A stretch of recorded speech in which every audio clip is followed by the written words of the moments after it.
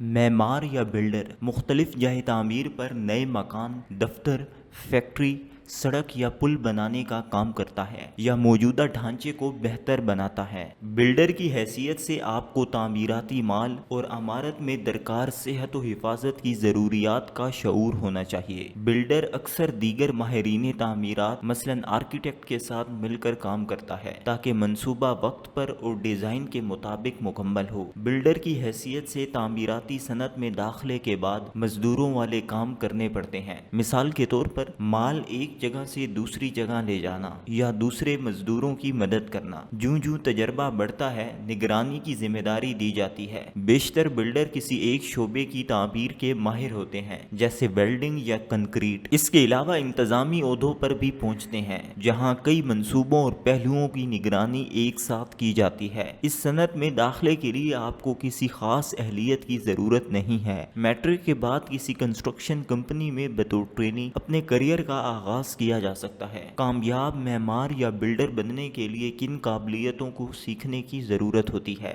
حساب کی اچھی مہارت ہو تاکہ جائے تعمیر پر پلان اور ڈیزائن کے مطابق بالکل درست پیمائش کر سکے۔ ٹیم کے ساتھ کام کرنے کی خوب قابلیت ہو تاکہ اس جگہ کام کرنے والے دیگر عملے کے ساتھ بخوبی کام کر پائے۔ نئے متنوع منصوبے لینے اور مختلف منصوبوں پر ایک ساتھ کام اور سفر کے لیے لچک ضروری ہے۔ جسمانی تندرستی اور برداشت ہو تاکہ مختلف موسموں میں کئی طرح کے کام کرنے کے قابل ہو۔ دستی کام کرنے کی اہلیت ہو تاکہ مختلف اوزاروں کو مؤثر طور پر استعمال کر سکے۔ اس شعبے میں مزید مواقع: نمبر 1، ٹریڈ پرسن۔ اگر آپ کے پاس پلمبنگ یا راج مستری یا اس طرح کا تجربہ ہے تو آپ بلڈر بآسانی بن سکتے ہیں۔ Number 2، building contractor. ایک تعمیراتی منصوبے کی تکمیل کے لیے جو عملہ اور اوزار چاہیے، بلڈنگ کنٹریکٹر انہیں ملازم رکھتا ہے، ان کی نگرانی کرتا اور ان سے مسلسل رابطے میں رہتا ہے۔ Number 3، site supervisor. یہ جائے تعمیر پر موجود عملے مثلاً راج مستری، پلمبر، الیکٹریشین وغیرہ کے کاموں کو دیکھتا ہے اور ان سے ہر وقت رابطے میں رہتا ہے۔ نمبر 4،